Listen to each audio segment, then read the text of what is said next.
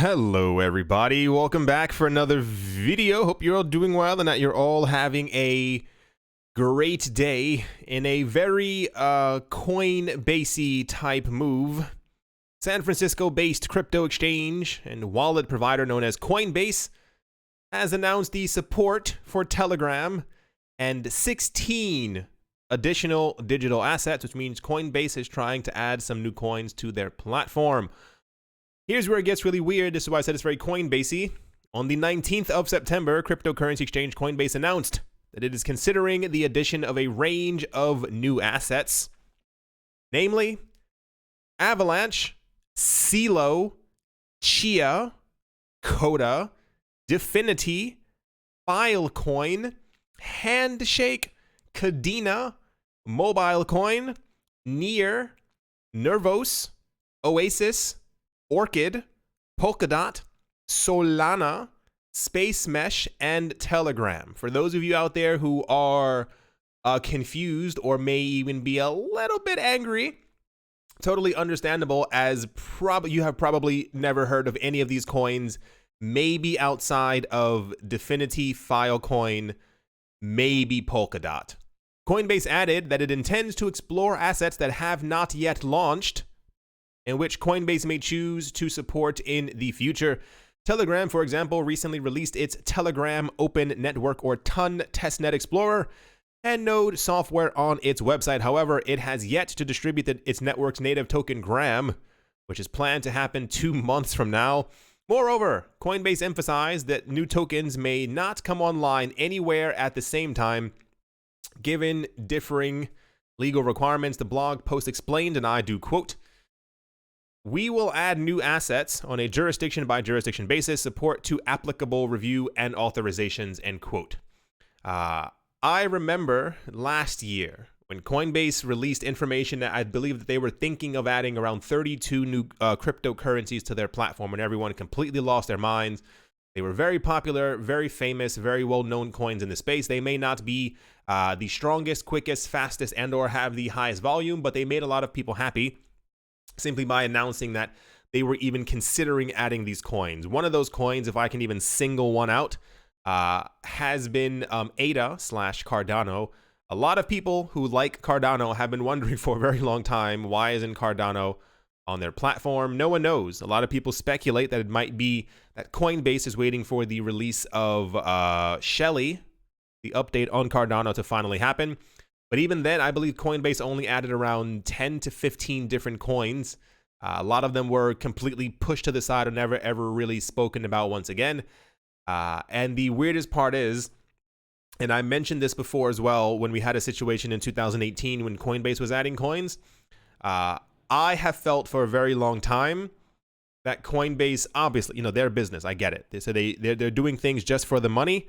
But a large part of the things that they add, usually, especially to think of or adding coins that have not even launched yet, that may not be as popular, or simply skipping over coins within the top 20 or top 30 that other people like, want, need, or would like to have supported on Coinbase.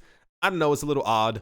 Who knows? I mean, no one actually knows the future, and I mean that for all we know, in a year and a half, Avalanche, Orchid, and Space Mesh could be in the top 10. Highly unlikely. However, these could be popular coins in the future. But that is here's the actual blog post right here. Coinbase adding new coin news. Yeah, it's I don't know. I mean, everyone, and to be fair, I think I just have an issue with how Coinbase announces these things. Like, if it's Binance is like, yeah, we added 15 coins yesterday. And like, well, okay, all right, that's cool. Coinbase makes like a really big go of it. And they keep talking about like, we can't launch here, we can't do this. Or they add coins that people don't usually know that much of.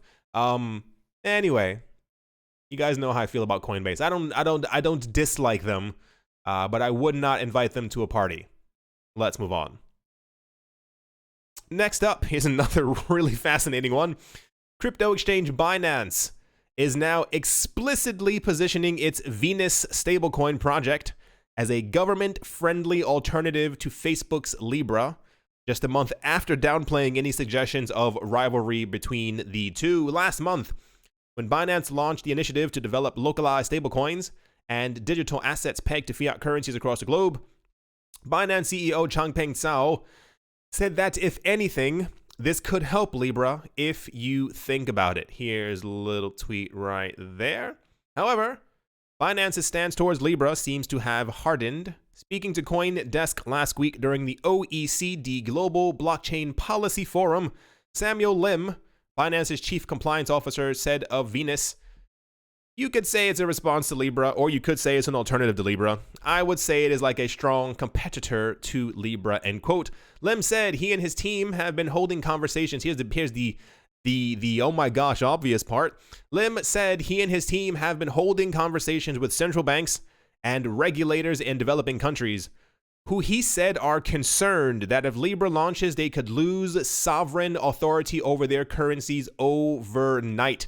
The risk to sovereignty is particularly acute if there are problems with inflation and the people opt for Libra instead. This is basically the message we are sending today. We have the power. You have the power. We are not taking any power from you, which is different from Libra.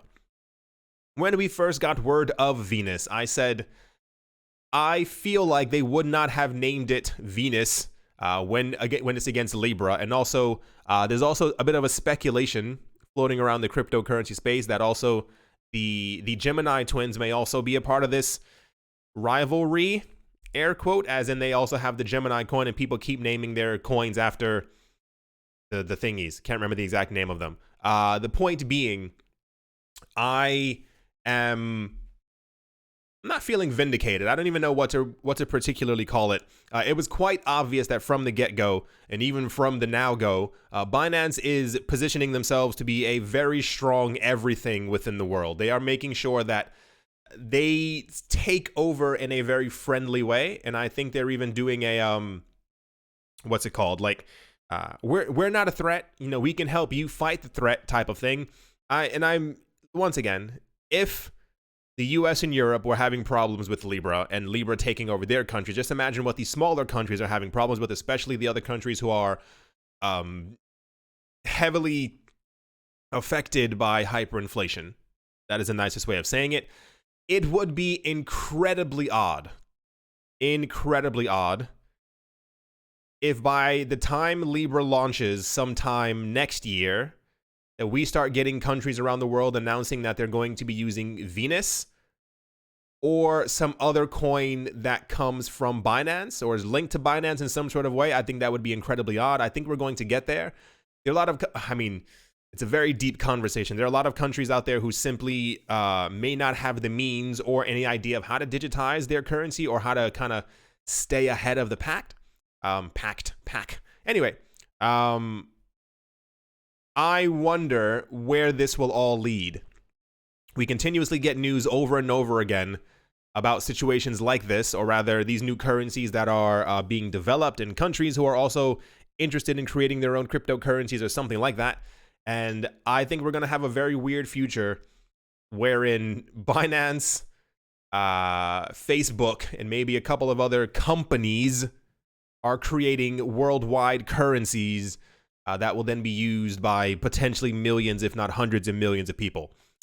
It's a little weird, but I assume we're going to get more news on this as time ends up going on. Anyway, that's the Binance Libra competitor news for today. I don't know why I was stalling. Next up, this one's kind of cool. Non-profit blockchain organization, the IOTA Foundation, has released a platform enabling a decentralized and autonomous industrial marketplace. Dubbed the Industry Marketplace, IOTA's new product is a joint initiative that aims to accelerate industrial automation and commercial machine interaction. The organization announced in a blog post on the 19th of September, serving as a vendor and industry-neutral platform that automates the trade of physical and digital goods and services. The blog claims the Industry Marketplace to be the world's first autonomous and decentralized virtual marketplace. I feel like there were other ones, maybe. Anyway, the initiative is a collaboration between a number of firms, including German IoT startup Neoception and WeWash. The first innovation arm by the largest European manufacturer of home appliances, BSH Hausgeräte, and many others. Specifically, the industry marketplace, which is now available in demo version, intends to facilitate a secure interaction and payment platform for full industrial ecosystem while ensuring the authenticity of all participants and enabling decentralized exchange. This sounds to me, when I first read this before, it sounded like they were trying to make like an eBay replacement, or trying to have some type of a marketplace where things could be, purchased, and I can swap this and I can send you this and you pay me in Bitcoin, kind of like that. What it appears to be, especially since the last year, the news that we've gotten from IOTA has centered heavily around them working with, not machines, what's the word? Like, not car dealerships, car companies, and the people who make like wash machines and refrigerators and all these other things. So I assume this is part of it. It has to be in some sort of way. They seem to just be in like a heavily centered machine thing, where they're working with machines or working with companies who are going to be using their machines or integrating their systems into machines. So maybe this is a way to be able to trade things that are industrial through IOTA. I can't. You understand what I'm saying? I hope I made clear what I'm trying to say. It made sense in my head as I said it out loud. I'm pretty sure people are scratching their heads right now. Anyway, one, it's nice to hear that IOTA is once again in the news. I was a bit critical of that at the beginning of the year. We never really heard from them, and when we did, it was more like a company saying, yeah, we're thinking about potentially using them. As of now, multiple companies have come forward talking about, yeah, we're actually going to use IOTA, the currency. We're going to use the Tangle. It's nice to see that they've moved into their own little sector. I was very afraid, and I still am afraid, because there are many cryptocurrencies that are basically only copies of each other. They have no real point to exist. So IOTA has really found its niche.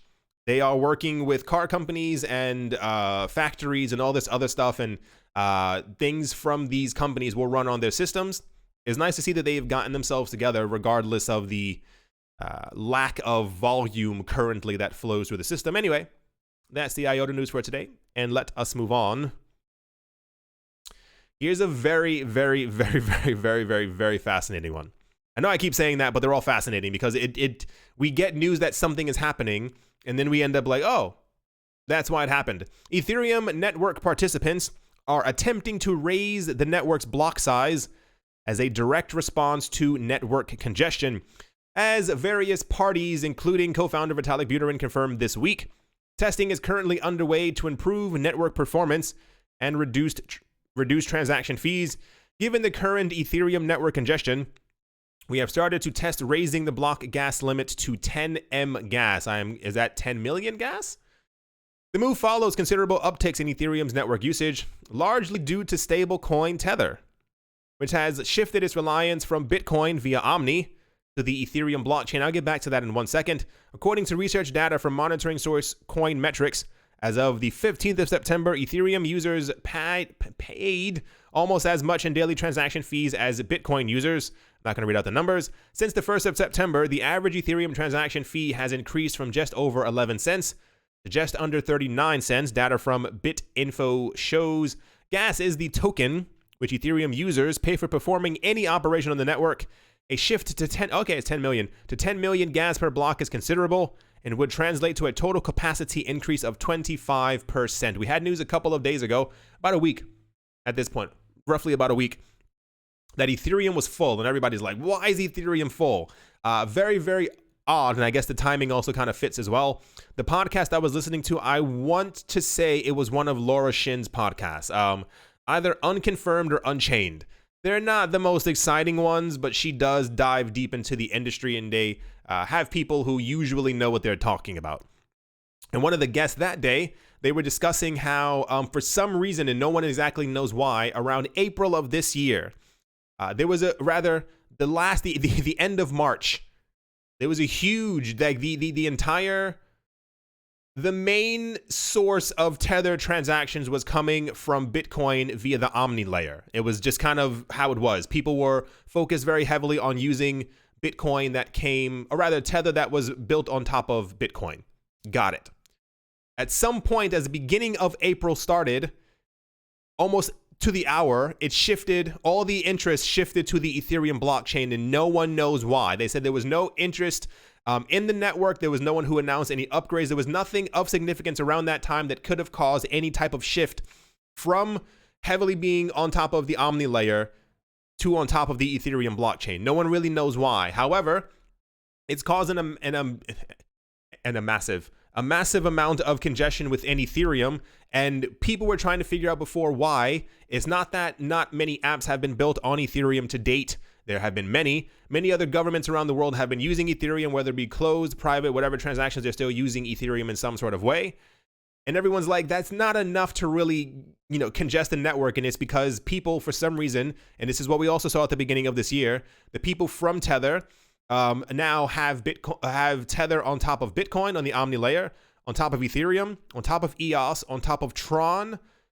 Is it Waves? It's some other blockchain that we don't typically talk about, but there's also Tether built on top of that as well. But for some reason, at this moment, Ethereum is the blockchain for Tether usage, like the most amount of Tether usage. People were complaining about how Ethereum's fees have risen. Maybe I've just been in this space for too long. I remember a point where Bitcoin had transaction fees of $30 to $40. 39 cents isn't a lot. I mean, I understand that cryptocurrency transactions are meant to be, 3, 4, 5 cents. But we live in a world currently where credit card fees are like 2, 3, 4, 5%. Everything costs a lot of money to send value anywhere. So I don't even really mind 39 cents if it was like $1.50 and then it kind of, pushes it. Anyway, the point is, all of that was done or has been happening because of Tether. It's very odd when you kind of put it into that context, but this could also then explain why about a good week ago, we started seeing the price of Ethereum going up, and it was because there was information or discussion about increasing the block size of Ethereum by 25% to allow for more network capacity, which also then logically makes a bit more sense if they're going to increase the network. Therefore, the price would go up because the network is able to do more. It's all coming together. Here's the actual, here's actually more news for it about Tether being used on the network. Very, very fascinating. It's something that you would never really even think of. There's still no actual concrete information as to why, for some reason, the network demand has shifted from Bitcoin to Ether. But alas, this is where we are. To kind of finish things off, in a lighthearted story, cryptocurrency investment app Abra starts selling crypto for cash in all 7-Eleven stores across the Philippines with a new partnership with payment processor EC Pay. Abra announced on the 18th of September that the partnership will bring crypto to 6,000 retail outlets across the Philippines, including all 7-Eleven stores. The company said that the aim of the partnership is to make acquiring cryptocurrency easier. They said, and I do quote, using new digital tools that open up financial access shouldn't be hard, and they shouldn't be complicating. Moving cash to crypto and other digital assets should be simple and fast. That's why we are really excited to announce our new partnership, end quote. As a result of the collaboration between EC Pay, consumers in the Philippines will be able to find Abra listed under bills, payments, whatever. I'm not reading all of that. The point is the minimum deposit or to get some Bitcoin is $10, just under $10. And the daily limit is around roughly just under $2,000, give or take a couple of days. Anyway, I found this kind of cool. There was another news story that we had a couple of days ago that was relatively similar to this as well. I like that all around the world, I don't even care if it's in a 7-Eleven. It could be in any shop. 6,000 stores in general is ginormous, especially for a country the size of the Philippines. It's actually incredibly awesome. I like that other countries around the world are able to have access to cryptocurrencies, whether it be in France or any other country. I don't know if there are any other, has anyone seen in their own country if there are other options like this to be able to buy cryptocurrencies, because it opens it up so quickly, and it makes it brings us to a situation where everyone is then able to kind of walk into a store, hand someone $10 and buy a card that allows them to then have, Bitcoin and stuff like that. So they're also then an investor without having to go through KYC or any of the other exchanges or give their passport or give their ID. They can still be an owner of cryptocurrencies in this way. Anyway, I find it kind of cool. I thought it was kind of awesome. as always, a very special thank you to my Patreon supporters. They are Professor Wally from Gunbot University, Adam Graysick, Mohair Maroney, Master Ventures in Thailand, Brady Niels, Woody and Daisy, Triple Lemon J, Jared Schneider, Wise Night Owl, 242 to the World, Crypto Joe, Bankroll Network, Adobo, Mill, Wheezy, JR, Mechanic, Strange Radio Central, Crypto Artist, Coldy 3D, Cryptopolis, Nicholas, Run Earth, One Piece, One Love, Damien, Setsuna, Nick, Kanaya, Richie Rich, The Third, Vlad the Impaler, Krypton Beer Shipmate, Paxis, Nick, Mangelavodi just bit my lip, Anthony Charles, Jim Gardner, Jeremy Fox, Minting Coins, Miller Hitch Chest Every Day, and Kyle Skips Leg Day, and Yes to Crypto. Thank you all very, very much for your support.